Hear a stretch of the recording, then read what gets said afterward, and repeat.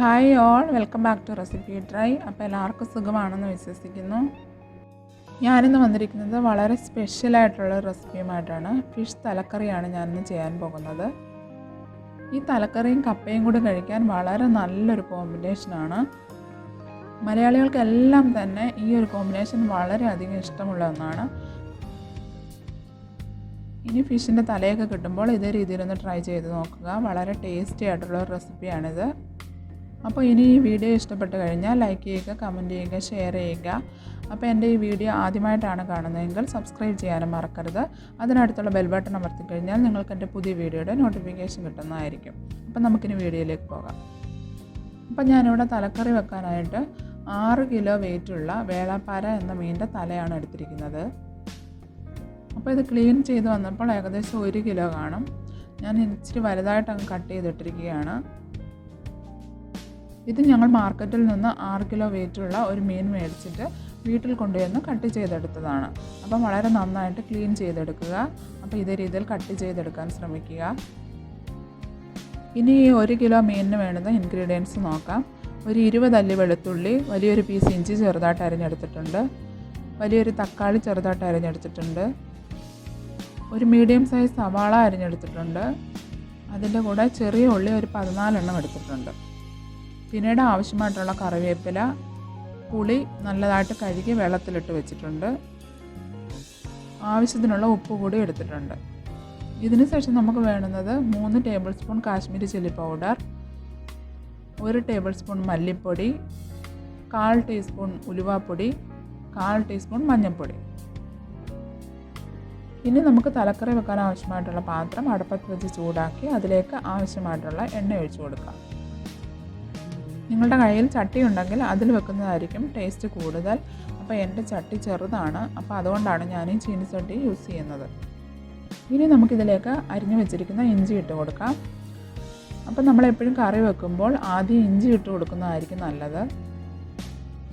അപ്പോൾ ഇഞ്ചിയാണ് വെളുത്തുള്ളിയെക്കാട്ടി ഇച്ചിരി വഴണ്ട് കിട്ടാൻ താമസം എടുക്കുന്നത്, അതുകൊണ്ടാണ് ഇഞ്ചി ആദ്യം ഇട്ട് കൊടുക്കാൻ പറഞ്ഞത്.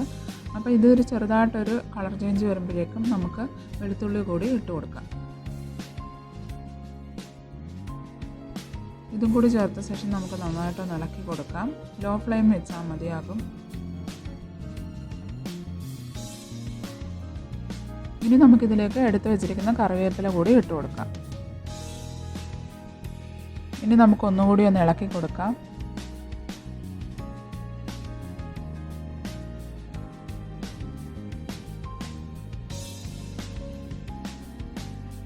ഇനി നമുക്കിതിലേക്ക് എടുത്തു വെച്ചിരിക്കുന്ന ചെറിയ ഉള്ളി കൂടി ചേർത്ത് കൊടുക്കാം.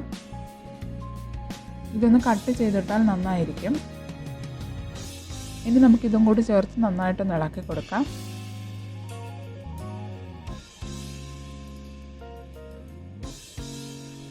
ഇനി ഇതിലേക്ക് സവാള കൂടി ചേർത്ത് നന്നായിട്ട് ഇളക്കി കൊടുക്കാം.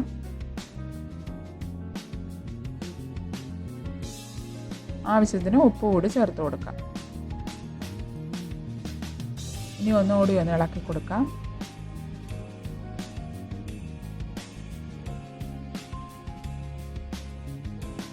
ഇനി ഇതിലേക്ക് ഒരു 3 പച്ചമുളക് കൂടി അരിഞ്ഞ് ചേർക്കുന്നുണ്ട്. അപ്പോൾ ഞാനിത് നേരത്തെ കാണിച്ചിട്ടില്ല, ഇത് ഓപ്ഷണലാണ്, നിങ്ങൾക്ക് വേണമെങ്കിൽ ചേർത്താൽ മതി. അതിനുശേഷം നമുക്ക് നന്നായിട്ടൊന്ന് ഇളക്കി കൊടുക്കാം. ഇനി നമുക്കിതിലേക്ക് പൊടികൾ ചേർത്ത് കൊടുക്കാം. ആദ്യം മഞ്ഞൾപ്പൊടി ചേർത്ത് കൊടുക്കാം. പിന്നീട് എടുത്ത് വെച്ചിരിക്കുന്ന കാശ്മീരി ചില്ലി പൗഡർ ചേർത്ത് കൊടുക്കാം.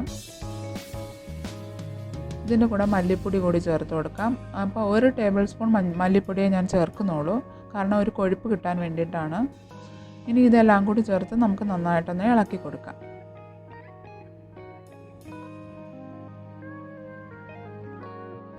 നമ്മളെപ്പോഴും പൊടികൾ ചേർത്ത് കൊടുക്കുമ്പോൾ ഒന്നീ ഫ്ലെയിം ഓഫ് ചെയ്യുകയോ അല്ലെങ്കിൽ ലോ ഫ്ലെയിമിൽ വെക്കുകയോ ചെയ്യുന്നതായിരിക്കും നല്ലത്. ഇനി നമുക്ക് ഈ പച്ചക്കൊത്ത് മാറുന്നിടം വരെ നന്നായിട്ടൊന്ന് ഇളക്കി കൊടുക്കാം. കരിയാതെ നോക്കിയാൽ മതി. വളരെ ലോ ഫ്ലെയിമിലാണ് ഞാൻ വെച്ചിരിക്കുന്നത്. അതിനുശേഷം നമുക്ക് നന്നായിട്ടൊന്ന് ഇളക്കി കൊടുക്കാം. ഇനി ഞാൻ ഇതിലേക്ക് എടുത്ത് വെച്ചിരിക്കുന്ന പുളിയും വെള്ളം കൂടി അങ്ങ് ചേർത്ത് കൊടുക്കുകയാണ്.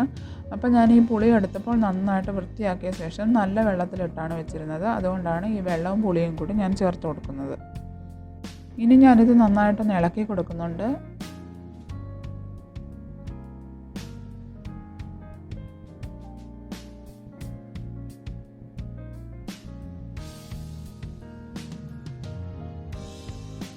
ഇതിന് ശേഷം നമുക്കിതിലേക്ക് ആവശ്യമായിട്ടുള്ള വെള്ളം ഒഴിച്ചു കൊടുക്കാം.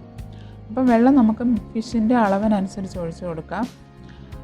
ഫിഷ് നമുക്ക് നോക്കിയതിന് ശേഷം ഫിഷ് ജസ്റ്റ് ഇതിൽ മുങ്ങിക്കിടക്കണം, അതേ രീതിയിൽ നമുക്ക് വെള്ളം ഒഴിച്ചു കൊടുക്കാം. ഇതിലേക്ക് നമുക്ക് ആവശ്യമായിട്ടുള്ള ഉപ്പ് കൂടി ചേർത്ത് കൊടുക്കാം.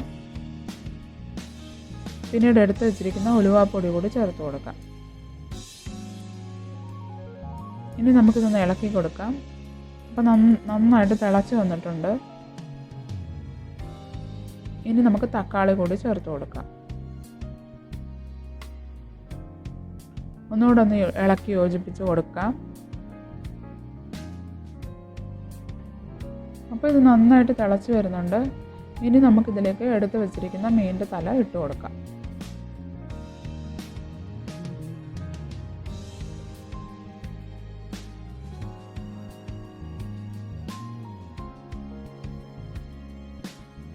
ഇനി നമുക്കിതൊന്ന് അടച്ചു വെച്ച് വേവിക്കണം.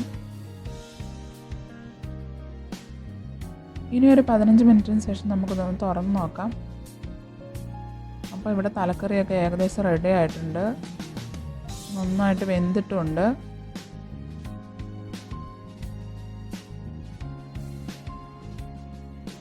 അപ്പോൾ ഒരുപാട് അങ്ങ് ചാറ് വേണ്ടെങ്കിൽ നമുക്ക് ചെറുതായിട്ടൊന്ന് വറ്റിച്ചെടുക്കാം. അപ്പോൾ ഞാൻ ഈ ചാറൊക്കെ വറ്റിച്ച് നല്ല അടിപൊളി തലക്കറിയാക്കി എടുത്തിട്ടുണ്ട്. അപ്പോൾ ഇത് വളരെ ടേസ്റ്റി ആയിട്ടുള്ളൊരു തലക്കറിയാണ്. ശരിക്കും പറഞ്ഞു കഴിഞ്ഞാൽ ഈ തലക്കറിയും ഫിഷ് കറിയൊക്കെ വെച്ച് കഴിഞ്ഞതിന് ശേഷം 1 മണിക്കൂറെങ്കിലും ജസ്റ്റ് റെസ്റ്റ് ചെയ്യാൻ വെക്കുക. അപ്പം ഇതിനകത്തുള്ള ഉപ്പും മുളകും ഒക്കെ പിടിക്കുന്നതായിരിക്കും. അതിനുശേഷം കഴിച്ച് വെക്കുന്നതായിരിക്കും നല്ലത്. അപ്പം ഞാനിതൊരു സെർവിങ് പ്ലേറ്റിലേക്ക് മാറ്റിയിട്ടുണ്ട്. അപ്പോൾ കാണാൻ നല്ല രസമല്ലേ, അതേപോലെ തന്നെ കഴിക്കാനും നല്ല രസമാണ്.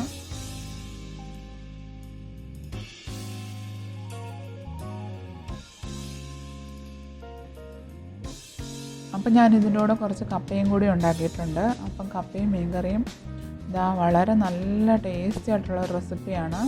അപ്പോൾ നിങ്ങളെല്ലാവരും ഒന്ന് ട്രൈ ചെയ്യുക. അതാ ഈ കപ്പയും മീൻകറിയും കൂടെ കണ്ടപ്പോൾ നിങ്ങൾക്കിത് ഉണ്ടാക്കാൻ തോന്നുന്നില്ലേ? അപ്പോൾ എൻ്റെ ഈ റെസിപ്പി എല്ലാവരും ഒന്ന് ട്രൈ ചെയ്ത് നോക്കുക. ഇഷ്ടപ്പെട്ട് കഴിഞ്ഞാൽ ലൈക്ക് ചെയ്യുക, കമൻറ്റ് ചെയ്യുക, ഷെയർ ചെയ്യുക. ആദ്യമായിട്ടാണ് ചാനൽ കാണുന്നതെങ്കിൽ സബ്സ്ക്രൈബ് ചെയ്യാനും മറക്കരുത്. അതിനടുത്ത് കാണുന്ന ബെൽ ബട്ടൺ കൂടി ഒന്ന് അമർത്താൻ മറക്കരുത്. എന്നാലേ എൻ്റെ പുതിയ വീഡിയോയുടെ നോട്ടിഫിക്കേഷൻ നിങ്ങൾക്ക് കറക്റ്റ് സമയത്തും കിട്ടുകയുള്ളൂ. അപ്പോൾ ഇതുവരെയുള്ള സപ്പോർട്ട് ഇനിയും പ്രതീക്ഷിക്കുന്നുണ്ട്. നിങ്ങളുടെ അഭിപ്രായങ്ങളൊക്കെയും കമൻറ്റ് ബോക്സിൽ ഇടുക. അപ്പോൾ ഇനി പുതിയ റെസിപ്പികളുമായിട്ട് വീണ്ടും വരുന്നത് വരെയും ഗുഡ് ബൈ.